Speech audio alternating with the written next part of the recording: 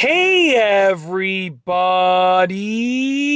I'm here today with an Acura RDX. I will specifically be showing you how to start the engine if your key fob battery is low. As you know, in modern vehicles, just like this Acura RDX, there is a key fob, and inside of that key fob is a battery.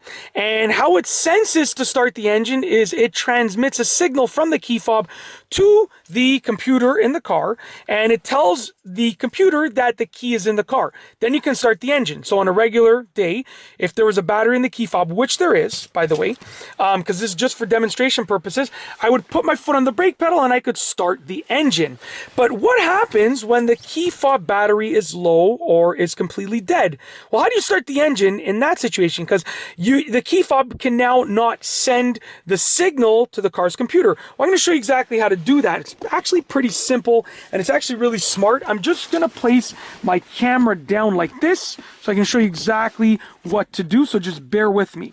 We got some advanced editing happening right over here. Boom, look at that. So with the key fob right here, okay, there's actually a non-battery operated transmitter in there. I won't go into the technological details, but there's basically a transmitter in here that's not battery operated, okay? Similar to like a tap feature that you would see on a lot of technological devices, okay, in the current day. Now, I won't go into detail, but if I pull out the key, you can see that it's actually in there. You can't see it, but it's in there, okay? So what you're gonna do is you're gonna essentially push your foot down on the brake, okay?